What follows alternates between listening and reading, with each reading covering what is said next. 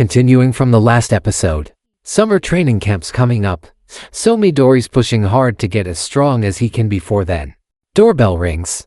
Denki and Minoru show up, asking him to train at the school pool. These two being this motivated, that's suspicious already. There's definitely something shady going on behind this. Meanwhile, Azao was talking with his co-workers about the summer training program. First up, they were reviewing all 20 students and their quirks. Belly laser pretty obvious, no need to explain. Ishido's got acid powers, Sui's got frog powers. Ida's engine legs, Uraraka's zero gravity. Ijiro's got that tail, Denki's got electricity. Kirishima can harden up. Kota talks to animals. Sato gets stronger by eating sugar. Shoji's got those extra arms, Jiro's got headphone jacks. Sero shoots tape. Tokoyami controls darkness. Shoto's fire and ice combo. Tori's invisible. Bakugo's got explosions. Midori's got super strength. Minoru's got sticky balls. Momo can create stuff. And that's all 20 just as the trio shows up. Denki asks to use the school pool for training. Azao agrees, but says they gotta wrap up by 5 p.m. Midori's hyped that they're training hard even during break. But little does he know, the other two are secretly celebrating. Inviting Goody Two-Shoes Midori was a genius move. Cause if it were just the two of them, there's no way they'd get that pool approved. And why the pool? At this hour? Come on, what else girls? Obviously. Minoru overheard the girls chatting about hitting the school pool. They all agreed to come have fun there. Only an idiot would waste a chance like this. This is it? Paradise has arrived. The ultimate paradise for musclehead dudes. Midori texts everyone to come train and improve together. But hold up. Forget the muscle brothers for a sec, there are girls in bikinis here, bro. Time for some eye refreshment. Wait, pause bikinis, you're right. Ida walks up, saying he's impressed they came up with such a brilliant idea. But of course he's here for real training, building stamina and strength. While the girls are having fun splashing around, the two pervy dudes are about to pass out from exhaustion. They grab a can of orange juice from the class rep, trying to chill and plan their next move. Ida meanwhile brings Midori a drink, telling him to take a quick break. Sit down, man. Let's talk about how our friendship started. It all began during the entrance exam. Deciding to save Uraraka, straight up legendary move. Then came the homeroom teacher's physical test. That ball throw was fire. First class with all might. That one-on-one fight was peak stuff. Speaking of which, Bakugo shows up, ready to throw hands with Midori. Kirishima really tried his best to drag him here to train with everyone. Thanks to Bakugo, Ida suddenly got a bright idea. Training non-stop's kinda boring. So why not a race? See who swims 50 meters the fastest. The girls would be the referees, and they'd do 3 rounds. Round 1, Bakugo blasts across the pool in a flash. Round 2, Shoto slides over on ice like it's nothing. Round 3, Midori goes full 1 for all 5% to race the class rep. And in the end, Midori takes the win. Now it's Shoto's turn to look back at his moments with Midori. First, that fateful battle that bonded them. Second, their fight with the hero killer. Every time, full of emotions. After all that reminiscing, it's time for the final match, let's go. Our top 3 contestants are ready to roll. The whistle blows, and boom, their quirks vanish. Sad news, folks, it's 5 p.m. already. Everyone, pack it up now. Anyone who doesn't listen runs laps naked. That night, All Might shows up at the same old beach, knowing Midori would be there. Just to say one thing. Give it your all at the upcoming training camp. Meanwhile, over at the villain's hideout, one of them walks in to share some good news. The goods are on their way, and this batch is top quality. Looks like Tomura's cooking up something nasty. Next morning, all the students gather in the schoolyard to head to training camp. Uraraka gets so hyped she accidentally gets real close to Midori. Remembering Belly Laser's advice, she starts doing random dances to hide her embarrassment. A dude from Class B shows up and says, "So these are the class of kids who have to take extra lessons, weird flex for top class." And the whole thing ends with the queen giving him a good snack. Cut to our battle god Minoru. He's already checking out the cute girls from Class B like it's a buffet. He wants them all, fresh and ready to go. Sure, he's a model student at school. But once he's on the bus, it's party time. After a long ride, they finally arrive. But wait, this doesn't look like a rest stop. Right then, the duo is all asked to help with the camp shows up. One glance and Midori knows immediately. These are the Wildcat duo, mountain rescue pros themselves. This marks her 20th year on duty, but hold up. She still insists she's 18. Girls stay forever 18. Now for the camp intro. Our base is in the forest at the foot of that mountain. That should tell you enough. Alright, hop in, everyone, we have arrived. Right. Run back to the bus fast or you are all eating dirt. But you cannot just get on because you want to. Training officially starts right now. You all must clear this monster forest as fast as possible. Minoru really needs to pee and wants to handle it quick. But what on earth is this? Even the sky should chill when someone is peeing. Kota jumps in and uses his quirk. But Midori sprints over to drag Minoru out of the way. Key point, these are not real monsters. They are just piles of dust shaped into beasts. That is the duo's quirk up there. Everyone starts clearing the creatures. They all go all out with their current abilities to finish fast. Time waits for no one. They were too hyped and skipped breakfast, so everyone is starving. Repeating, they are very hungry, jumping around and teaming up with perfect rhythm. But not until 5:30 in the evening does everyone finally stagger back. Blue Cat Lady praises them all, especially these four. She decides to adopt all four as her house pets. Midori suddenly wonders about someone's age. Not the ladies. He means that little kid over there. This is Kota. Just a relative's kid they are watching, nothing more. But when Midori greets him kindly, the boy bursts into loud tears. Yeah, this kid can be pretty harsh. After that comes a super tasty meal. They say when you are hungry, plain rice tastes amazing. They eat and keep eating until their bellies are full. Full now, so what is next? Yep, time to soak in the hot spring. And with hot springs, there is a paradise on the other side of the wall. Our battle god Minoru obviously cannot skip this. No matter how many trials and hardships it takes, no matter how bitter and tough, he will make this happen. Using his sticky balls, he can easily climb over the wall. But then Kota shows up. The kid turns her on instinct, and accidentally sees things not meant for his age. Midori rushes in, catches Kota, and takes him straight to the management room. Midori wonders, why does Kota hate heroes when being a hero is the top job these days? Brown Cat doesn't hide anything from him. The boy's parents used to be heroes, but 2 years ago, they were killed on duty. Everyone called it a noble sacrifice, a proud death. But no one really thought about how it feels for a kid who lost his parents.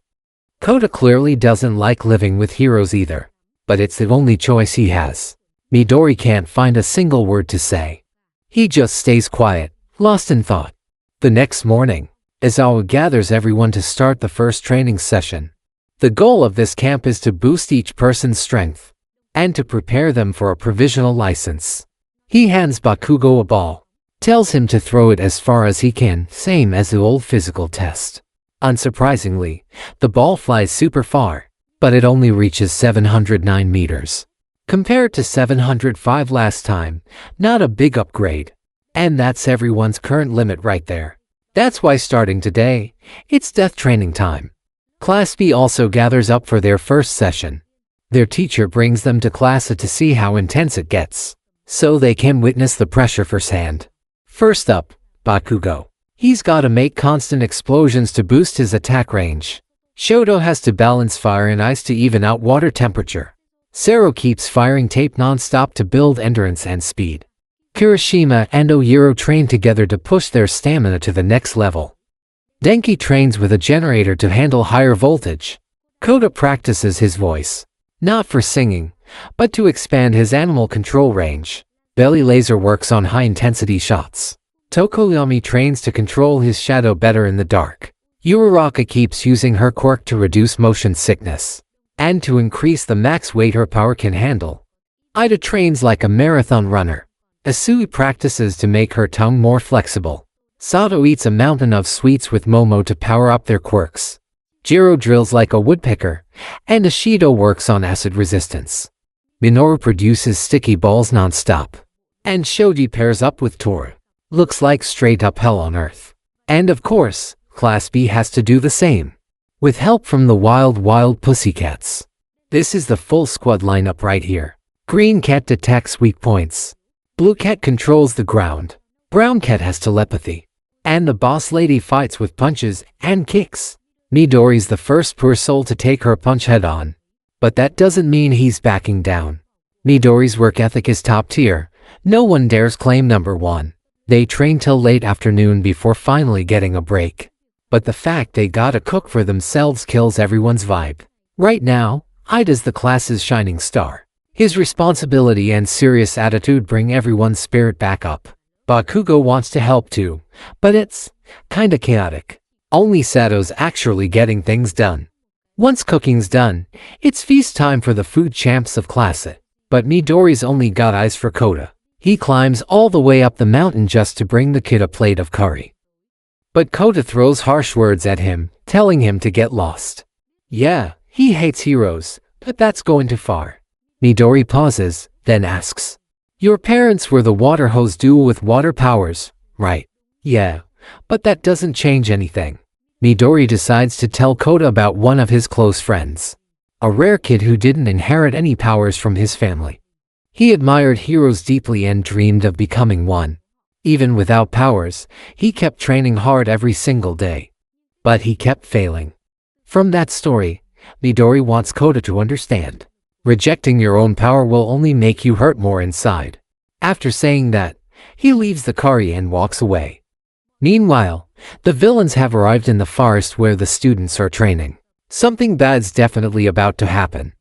Next morning, training continues as usual. The 5 who failed the last exam had to study till 2 in the morning. So now they're super sleepy. Midori asks if All Might's coming to the camp. The answer's obviously no. They're keeping it secret from villains. Only the teachers and 4 pro guides know the location. Plus, tonight there'll be a courage test. Class B versus Class A. Who's the bigger scaredy cat? The competition's heating up big time. That afternoon, Shoto asks Midori why he wants All Might to come here so bad. Midori answers honestly. He feels powerless when it comes to Kota. He wanted All Might to meet him, to see if the number 1 hero could change the kid's mind. Then he asks Shoto what he'd do in that situation. Shoto gives one line. Words need action to mean something. Yeah, talking alone won't fix anything. That's exactly the answer Midori needed. It's time for the courage test. But the 5 who failed still have to do extra lessons, no fun allowed. The rules are simple. Class B will do the scaring, and Class A must circle this map, find their names, then head back. After the briefing, Class A draws lots to pair up. But wait, count that one more time. -1 divided by 2 is 7 with 1 left over. That is right. Midori gets lucky. He is the solo runner. But the villains start moving almost immediately. A hazy smoke laced with poison rolls into the forest. Blue Kit gets pulled into the trees. And the villains show their faces. Cut back 5 minutes. Izawa walks the 5 remedial kids back to the classroom. Ignore that weirdo for a sec. There is also Class B's homeroom teacher here. His name is Vlad, with power on par with Izawa. Right then, Brown Cat's voice comes through. She alerts everyone about the current situation. Izawa gets the gist and bolts out to save the students. But the moment he hits the door, Babi attacks. Over here, Blue Turtle and Mouth Mask are rambling about the League of Villains. Especially Stain's rotten ideals, worshipped by Blue Turtle. The boss lady does not care about their speech. She only cares that Blue Cat has started worrying about marriage. She is doing her best to chase happiness. Even though she is not that young anymore. And you dared mess up her face, you must have a death wish. Brown Cat orders the class rep to lead everyone away. But Midori says he knows where Kota is. Tetsu now has Masked Momo made for backup. He will go help the others and fight to the end instead of running. He has seen the gap between Class A and Class B. Class A adapts fast to any situation. That is what Class B still lacks. So now they must act to find that edge. Up on the mountain, Kota is in danger. Some big guy is up there watching. The boy tries to run but cannot. And that face. There is no mistaking it. It is the villain who killed his parents. At the critical moment, Midori appears and yanks Kota out of the path of that punch. His phone got wrecked when it fell during the rescue, which means no calling for help. He has to face the brute head on. He tells Kota it will be okay, because he will protect him to the end. Bakugo and Shoto, meanwhile, run into a guy who eats people. Blue Turtle gets distracted by Brown Cat's power, but Mouthnass quickly drags her back. The boss lady catches her and keeps fighting him. Back to Midori. Since he is on their kill list, the brute is hyped to smash him to bits. One punch, and Midori's right arm shatters. He calls out Bakugo's name, distracting Midori, then kicks him right in the gut. This is not the time to think about Bakugo. Focus on the guy in front of you.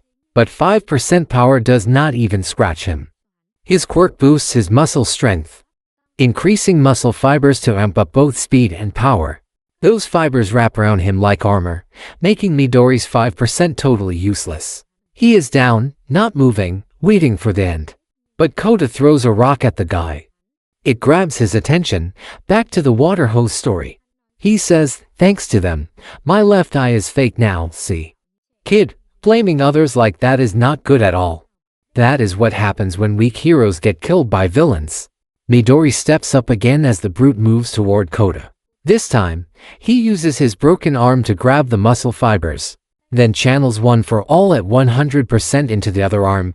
Boom, a monster punch. He bites down on Kota to keep him from flying off. The villain takes the full hit straight on. That punch had all might power behind it, yet the guy barely flinches. Midori needs time to think. So, he blurts out some random question. The villain ignores it. He just wants a real fight now. Midori quickly moves Kota to safety. At this point, running seems smart, but the guy's too fast. Midori desperately wishes Aizawa were here to cancel his quirk. His body is still worn out from training. If he turns his back now, he is just prey. And he has Kota to protect, so fighting is the only choice. He tells Kota, once I start fighting, you run, got it. Again, one for all at 100% in his right arm, straight punch to the muscle armor. Not looking good, but it's fine. I will not let him through. So go, run now. The villain's power completely overwhelms Midori. He is getting crushed fast. And finally, Midori is pinned down. Looks like a total defeat. But where did that water come from? That's right. He must protect Kota no matter what. So giving up is not an option. For the first time ever, one for all at 1000% smashes through the muscle armor. These are the words she once said. One day, a hero will appear. Someone who would risk their life to protect you. Someone who will become your hero. Meanwhile, at the League of Villains base, Tomura is thrilled watching the chessboard he set in motion. He has turned it into a real-life game. The villains have to face the final bosses, the teachers, even at level 1. He sees himself as the player, using every character he has to clear stages and level up. So whether the League's vanguard succeeds or fails, even if they all die, what matters is they leave a mark on those kids. Back to Midori. He forces himself to stay on his feet. He still has things to do. Gotta admit, this guy is outrageously strong. If all of them are this strong, that is seriously bad news. And their targets are the students. So if he can save anyone, he has to try. As for this one, leave him here. He figures the brute will not wake up for a long while. Right after, he moves with 5% and heads toward the others. Meanwhile, Aizawa has wrapped up with Dabi. With his quirk, that part is not hard. He dislocates the guy's shoulders to force out info about the attack. But the students run in at the worst moment, letting him slip free and vanish. That was the cloning quirk of the bald one in Dabi's squad. He keeps spawning clones to stall the pros. Midori reaches the forest and finds Aizawa. He asks him to look after Kota, then bolts. But the teacher calls him back. The injuries on his arm show he overused his quirk again. Like the police chief in Hosu said, if you hurt yourself with your own quirk, you are breaking the rules. But Aizawa is not saying that to send him back. He wants him to tell Brown Cat this. At another location, Brown Cat's side is in a tight spot. Back and forth trading blows, until Midori arrives. He delivers Aizawa's message, tell every student in Class A and Class B that, in the name of pro heroes, you are authorized to fight. I repeat, Everyone is allowed to fight right now. Kota is worried sick about Midori. Will he be okay? I even punched him, but he still risked his life to save me. And I have not said sorry or thank you yet. Asawa tells the kid. When this is over, tell him everything you feel. Message delivered. Midori stands and sprints toward Bakugo. He asks Brown Cat one last favor. Tell them the villain's target is Bakugo. Mouth Mask recognizes that power. Those earlier sounds had to be the muscle brute and this kid. So the brute failed. He must be eliminated now. Suddenly, Blue Turtle turns on her own teammate. Because Midori is the kid Stain wanted to save. In other words, he is someone worthy of being called a hero. Before she can finish, Brown Cat kicks her straight out. Instant knockout. She relays Midori's message to every student, especially Bakugo. This guy hears it but still refuses to back off. Without Shoto beside him, he would not last a second. The enemy knows this terrain like the back of their hand, Bakugo does not. If he blasts here, the whole forest's going up in flames for sure. Meanwhile, Tetsu just charges straight ahead, no plan at all, making Kendo totally exhausted trying to keep up. She knocks some sense into him. Look closely, the gas is only thicker on this area. That means the controller is where the gas is densest. Got it, then move, you blockhead.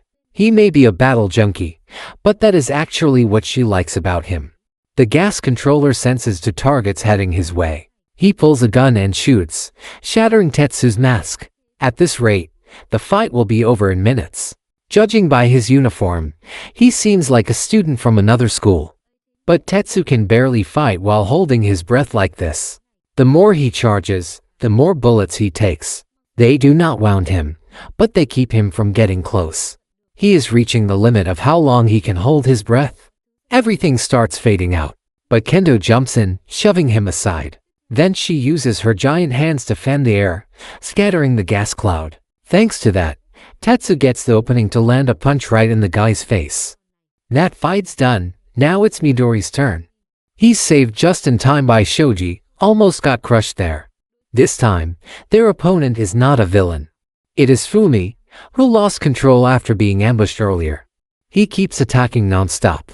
Shoji blocks most of it, even loses an arm in the process. But relax, it is a prosthetic, so no big deal. The real problem is Fumi being forced to use his quirk in this dark space. He cannot control his own shadow. It moves with motion or sound, turning into a wild, rampaging beast. Its weakness is light. Campfire glow can calm it down. So Shoji will lure it away and open a path for Midori to reach Bakugo. Rescuing people is risky. That is exactly why heroes exist. But if Midori disagrees, there is another option. Either go with Shoji toward the campfire, or head alone to Bakugo. Speaking of Bakugo, he still cannot reach that villain. But soon, Shoji and Midori arrive. And of course, Yumi's monster is right behind them. This is the plan Midori came up with. Run while luring it, as long as no one gets hurt. Midori does not run or retreat. He and Shoji head straight toward Bakugo, hoping Bakugo's light will help calm Fumi's shadow down. Bakugo gets the plan, but hold up. He knows the villain will go for that shadow beast. And we all know how that ends.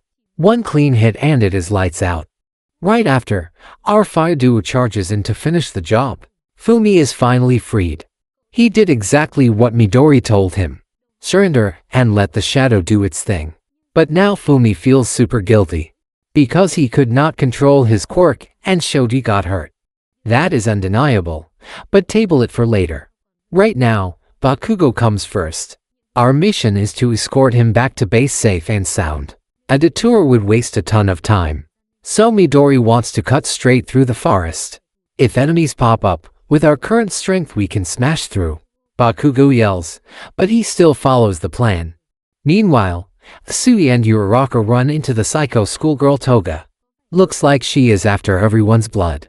Asui decisively throws Uraraka upward so she can escape first. Asui herself takes a cut on the tongue. The girl gets hyped, wanting to drain Asui dry right now. And she also wants to be friends, apparently. Uraraka comes back, using the martial arts she learned. She turns, grabs the wrist and the nape, pulls and pushes with all her strength. In seconds, the maniac is pinned. But Toga starts talking, throwing Uraraka off. She can smell it. You like someone, and you want to be like them. Exactly how she feels too. She loves violent types and the scent of blood stain, for example. One moment of distraction, and she jabs a needle into Uraraka's thigh, draining blood. Midori's group arrives just in time to see it, but Toga slips away. Midori wants everyone to team up and protect Bakugo, which makes Asui ask, "So where is the protectee?" "Quit joking, he was right behind us." "Wait, where did he go?" The guy in yellow up above used his quirk to snatch Bakugo without anyone noticing. Shoto attacks instantly, but that guy specializes in kidnapping and fleeing, so landing a hit is tough. Shoto keeps him from grandstanding by freezing the whole area with a massive ice wall. Even that does not work. He radios the team, "Objective complete. Everyone pull out now." Of course, the squad gives chase to get Bakugo back. Meanwhile, Belly Laser is hiding in the grass. Since Momo asked him earlier to bring these folks back to base, Dabi walks by and senses something off. Luckily, his teammate distracts him, so Belly Laser dodges death by a hair. Mission done, Dabi calls the Nomu to return. The people it was chasing were about to die, but they get saved by accident. Momo creates a tracker and tells her teammate to attach it to that monster right now. Blue Turtle and Lip Guy are completely restrained. But Kurogiri's arrival flips everything. Midori does not want to lose Bakugo, so he asks Uraraka and Shoto to form an ice block. Shoji adjusts its path with his arms, and Asui uses her tongue to launch everyone up. At this point, that's the only move they've got. No time to worry about Midori's busted arm anymore. Uraraka rips her shirt to patch him up on the spot, then does exactly what he said. "Daddy's here, kids, time to play." A few minutes earlier, back at the base, Kirishima is dying to go outside and smash some villains. But the teacher says no way. The class rep agrees with Kirishima. Numbers mean easier victory. Teacher still says no. Suddenly, a shadow appears at the door, catching Kirishima's attention. But the teacher recognizes the danger and pulls both kids aside. Then he uses his quirk to freeze the guy's blood solid. Even while restrained, Dabi sneers. They have already lost. The moment they split up in the forest, it was game over. Their goal is basically complete after capturing one student. Imagine the #1 hero school letting a student get kidnapped. What a scandal. Aizawa kicks him in the face and stomps him out, knowing it is a fake. Because yeah, it's just a clone. He leaves Koda with the others and rushes out to save more students. But not before giving his class one sharp warning. Bakugo being taken does not mean you won't be next. Try running out there and you'll see what getting wrecked really means. Our victory means everyone makes it back safe. Back to the main battlefield. Dabi fires blue flames, burning Midoriya and Shoji's arms. His clone charges in right after but gets blocked by Shoto. Toga spots Midori and instantly loses control, rushing in to suck his blood. Shoji arrives just in time to push her away. She's furious for being torn away from her crush. The yellow-suited guy crawls out of his orb, walks to Dabi and pulls something out. But wait, where did it go? Just as Shoji predicted. They don't know his quirk. But inside his pouch are 2 crystal orbs, definitely linked to Bakugo and Fumi. With what they needed secured, all 3 retreat instantly. They take a few steps and run into a Nomu. Turn the other way, bam, Kurogiri's there. He appears because time's up. Everyone has to head back to base now. As for the target, Yellow Suit says there's no need to worry. Magic is the art of deception. Nothing's ever that easy to catch. He grins and spits out the 2 orbs from his mouth, telling the others they've all been fooled. All 3 sprint toward him as fast as they can. Right then, a laser blast knocks the 2 crystals out of his mouth. Now it's a race. Whoever grabs them first wins. Shoji snatches one, but Shoto is a split second slower than Dabi. Midori chases right behind but he is too late. The crystal in Dabi's hand turns out to be Bakugo. He's taken away as Midori watches helplessly. The battle is truly over. A total defeat for the students, and for the heroes. The teacher calls rescue teams right after. 15 minutes later, once the villains are gone, ambulances and police show up. -1 people are unconscious. -1 students are injured, some badly. -1 others are safe and sound. And 1 student's been taken. Among 6 pro heroes, 1 is in critical condition. And others lost a lot of blood and is missing. 3 villains were knocked out cold and sent straight to prison. Midori is now completely unconscious. Summer training ends in the worst way possible. The next morning, reporters crowd outside UAS gate, demanding answers from the school. The board holds an emergency meeting to figure out how to handle it. All Might's depressed. While his students were fighting, he was chilling in a bathtub. People are starting to lose faith in this top hero school. The teacher/MC suspects there's a traitor inside. But now's not the time to point fingers. The principal agrees. He still trusts everyone here. For now, they pause the meeting so All Might can take a call. His best friend's on the line with big news. According to Ozawa's report, police have found the villain's hideout. It's top secret. Only All Might gets the info. Because they need his strength for the raid. Of course, he is not saying no to that mission. A few days later, Midori is still lying unconscious in a hospital bed. Thinking of his mom's worried face, he knows he cannot stay like this. Denki shows up, sees him awake, and instantly yells for everyone to rush in. But the head count still feels short. Of course it does. Momo's not there.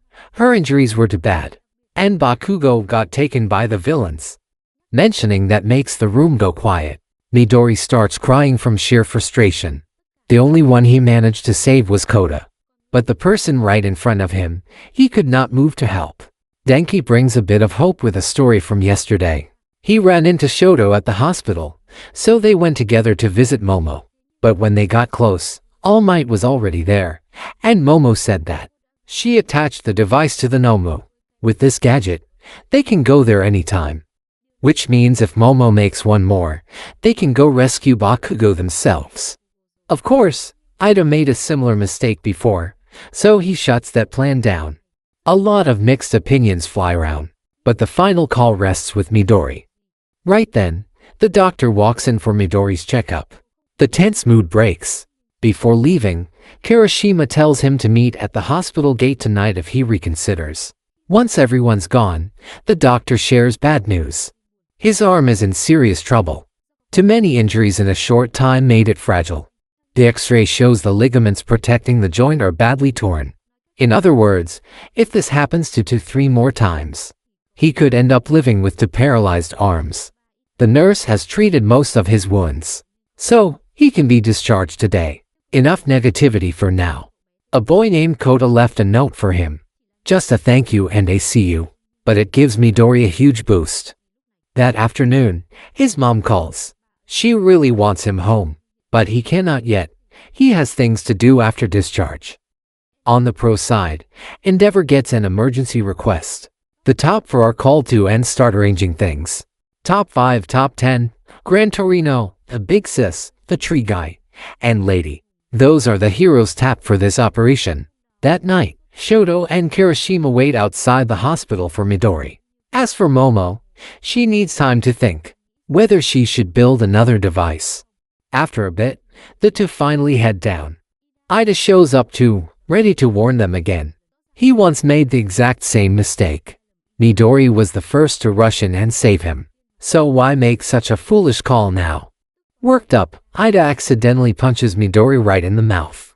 He is worried about Bakugo too. But after what happened to his brother, he knows this is a very, very stupid move. He says all that, but no one listens. They still choose to rescue Bakugo, but they will not fight, grab him, and get out immediately. That is why Momo decides to help. Midori adds a few words so Ida understands it is a rescue only. Since they cannot agree, Ida decides to join the plan. After a few steps, Ida bows and apologizes for punching Midori, and says he is joining to keep everyone in check. The moment anyone even hints at fighting, he will pull them out right away. After sorting everything out, the gang hops on the subway to the villain's hideout. As soon as they get there, Kirishima runs off without a single plan in mind. Total Tetsu vibes. Maybe that's just how all the hardening dudes act. Momo tells everyone to throw on disguises so they won't get caught. 1, 2, 3, transform. Midori plays the loudmouth gangster. Shoto's the loyal pretty boy. The rest, just regular fits, nothing special. The second they step out, the news is airing UAS public apology live. This time, the heroes are the ones getting roasted hard, even though the villains are the real cause of all this. But people ignore that and just pile the pressure on UA. Tomura even uses the clip to invite Bakugo to join his crew. This is the rotten world we live in. He wants Bakugo to see it for what it is. He tells Dabi to release Bakugo from his restraints. If we're on the same team, treat him equally. Dabi chickens out and tells the clone to do it. And yeah, set Bakugo free, and chaos immediately follows. Bakugo wanted to be a hero from the start just to win at everything, like All Might. Otherwise, with that fiery temper, being a villain would have fit him too well. Meanwhile, back at UAS press conference, Aizawa stays calm, answering every question from the press. Everything's fine, until someone brings up Bakugo. According to their reports, Bakugo is an outstanding UA student, and he placed first at the sports festival. Back in middle school, when that mud villain attacked, he fought back all on his own. That's how tough this kid is. Especially at the festival award ceremony. His aggression was so wild they had to chain him up like a dog. So if villains caught him and tried to sway him, who knows how far he could fall. You can tell by Aizawa's face, man's been holding it in for too long. But since this is live on TV, he swallows the anger down. He bows, apologizes, and takes all the blame himself. But he makes one thing clear. Bakugo's been giving everything to surpass All Might. He's not someone who'd fall off track. The villain's thinking is totally messed up, every single one of them. And that's that. Got hearing problems, or do I have to spell it out for you, Trashy League? Bakugo already has an escape plan in mind. He keeps taunting them, come at me if you dare. Tomura drops his father's hand, but this time, he stays calm and holds his crew back. Because Bakugo is a key piece on the board, he turns to his master and begs for more power. Outside at that moment, Midori's team reaches the spot where the tracker pings. But nothing proves it is their base yet, so no rash moves. Midori starts overthinking hard. The police also roll out to wipe the League's hideout once and for all. After a bit, Midori runs out of ideas and goes for a drink to clear his head. Two drunks wander over and bug him. So, he bounces somewhere else, immediately. The crew snakes through a narrow alley to peek inside. The guys are fine, but Momo's two mountains make squeezing through rough. Do not force the fruit, you know. With effort, they reach a window across the way. Kirishima knew they would need night vision binoculars, so he bought a pair ahead of time. He and Midori climb up to see what is inside. Kirishima takes one look, freaks out, and slips. He hands them to Midori, warning it is rated 18+. Midori insists on looking, and wow, nightmare fuel. The whole place is brains, Nomu being grown. Back to Bakugo. He is in check, surrounded on all sides. This way will not work, that way neither. Suddenly, the doorbell rings and a delivery voice calls out, "Your package is here." But this package is All Might himself. Delivery that hurts. Tree Guy appears and restrains Kurogiri, shutting down his warps. And Torino kicks Dabi out cold before he can torch the trees. That is not all. Police are here in force, and Endeavor waits outside. Cornered, Tomura is furious. He yells for Kurogiri to bring the Nomu. But there are no Nomu coming. The other heroes have already destroyed them. It is over. Tomura, you lose. He cannot accept that. He staggers up, trying to order a warp. But Kurogiri gets skewered and is down for the count. Torino says it straight. The police already have full intel on all 5 of you. Never underestimate officers who sacrifice time to keep the streets safe. This mirrors Tomura's childhood. The same kind of dead end. When he hit rock bottom, his master appeared and took him to a new horizon. Suddenly, a flood of warp gates opens. Nomu pour through and launch an all-out assault on the Hero Association. Outside, more Nomu keep appearing from nowhere. About 5 minutes earlier, Ida is hyped, watching pros work up close. He wants to become a pro fast and carry on the torch. But right after they save Green Cat, a stranger steps out slowly. Genis moves in a flash and ties him up tight. But right after that, the guy pulls him in, and boom, a huge explosion. Back at the villain's base, Bakugo gets taken right in front of All Might's eyes, making him furious. The whole league of villains gets warped away, leaving the heroes helpless, especially All Might. Now only the Nomu are left, so the plan changes. Taking them all down becomes top priority. All Might wipes out 4 of them with just one move. He checks in with Endeavor for a second, then heads to where the villains got warped to. Genis is terrified, facing the overwhelming power of All for One. He reacts fast, using his experience, trying to minimize the damage for everyone. But it is still insanely strong, just like the inspectors warned. This guy really is on All Might's level. In that moment, Genis decides to use what little strength he has left to restrain him. And yeah, you can guess the result. Genis goes down, completely wrecked. Fear takes over Midori, and honestly, everyone else too. No one can even move. Nobody dares to breathe or make a single sound. The villains finally touch down from their express flight, especially Tomura. His master gives him a few words of comfort to fire him up again. Midori is torn between 2 choices. Stand there and watch Bakugo get taken again, or save him no matter the cost. He carefully studies the scene, mapping out every possible route in his head. Just as he decides to move, Ida stops him right away. Then, up in the sky, a hero everyone's been waiting for appears. All Might himself, face to face with his lifelong enemy, All for One. The shockwaves from their clash feel like a storm tearing everything apart. But it looks like All Might is on the losing end. He gets up and declares that today is All for One's last day. This punch will end everything. All for One counters with a combo of engine and boost powers, sending All Might flying for miles. He orders Tomura to grab Bakugo and hold him down no matter what, then forces Kurogiri to warp them out, even though he's half-conscious, while he stays behind to fight All Might head-on and buy time. Bakugo now faces 6 enemies at once. He has to avoid capture and stay far from that magician guy. Midori fully grasps the situation. Both his mentor and Bakugo are in danger, but he cannot act right now. He is not allowed to use his power yet, even if it is to fight villains. His brain races non-stop, calculating every possible outcome. What can he do to save Bakugo without breaking the rules? There has to be a loophole. That's it, that's the one. He tells everyone there is a way to rescue Bakugo without actually fighting. But it also depends on Bakugo himself. And Kirishima will be the key to making this work.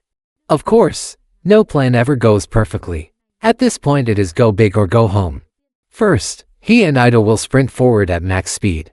Then Shoto will create a giant ice ramp shooting straight up into the sky. They just have to run up and leap as high as possible. All Might is handling the boss, so the rest is up to Kirishima. He is the only one who has had a genuine, equal bond with Bakugo since day one. Come on bro. Let's go, always got your back, my guy. The plan works perfectly. The villains use the magnet girl's power, magnetic force. Men are positive, women are negative. Just shove 2 guys' clothes and overload the charge. And boom, launch one like a medieval catapult. But the plan fails when Lady grows huge and blocks them. Torino shows up and wipes out the rest. Now they can finally confirm Bakugo is safe. All Might can fight full power without holding back anymore. Seeing things turn bad, the boss forces Magnet Girl to act. Toga absorbs all the guys nearby and sends them through the warp gate. Then he warps Torino right in front of him as a shield to block All Might's punch. All Might pulls back and throws another punch, this time more carefully, but still cannot push him back. He does not stop, puts everything into it, grabs one of his arms and slams a full power hit straight to the face. This is his limit, but still not enough to finish it.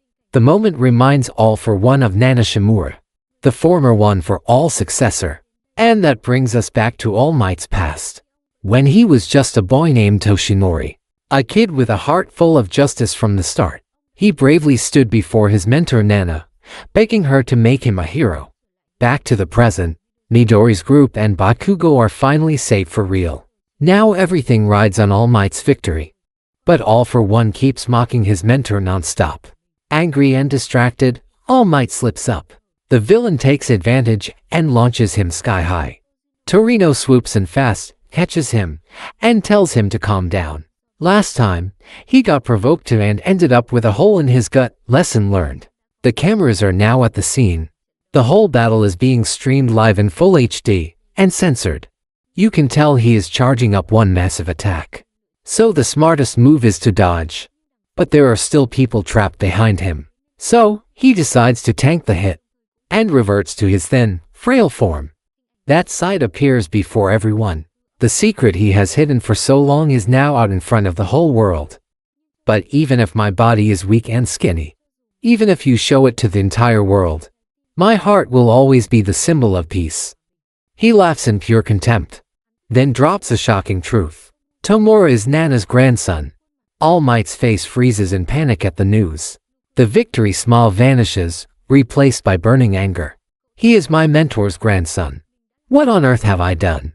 At his lowest, most painful moment, a voice calls out, "Please save me, All Might." Everyone watching the screen, especially Midori and Bakugo, shout together, "You got this, beat him, All Might." Right, there is still so much a hero has to protect. How could I possibly lose now? The muscle form in his right arm is the last of his strength. All for One also decides his next move will decide everything. But then a massive blaze lights up the sky. Endeavor and the other heroes arrive.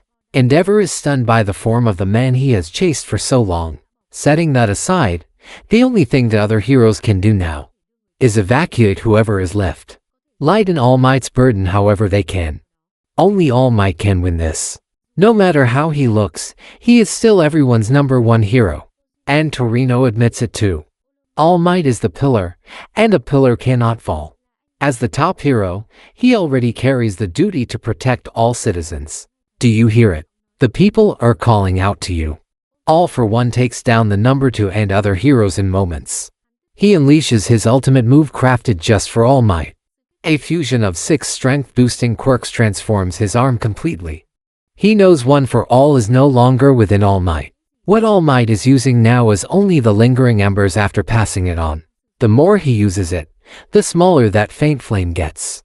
And Midori is the next successor of One for All. He knows the whole truth and wants to end All Might in regret. The remaining sliver of power is not enough to block this blow. But as a teacher, until he finishes training that kid, until then, he cannot die. All Might pours everything into his remaining arm, using it as bait before throwing a surprise punch.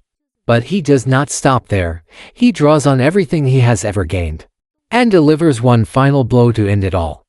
All for One collapses, motionless. All Might points to the sky as everyone around bursts into emotion. Victory is his. This is his final act as the symbol of justice and the #1 hero. A while later, rescue crews rush in to handle the aftermath. The police prepare to drag All for One to his execution spot. Suddenly, All Might points toward the camera and speaks. "You're up next." Everyone cheers, thinking it is his victory speech. But only Midoriya understands what he truly means. He has given everything he had. "Now it is your turn, kid Midoriya." And that's where we'll stop for now. Don't worry, part 2 is coming soon.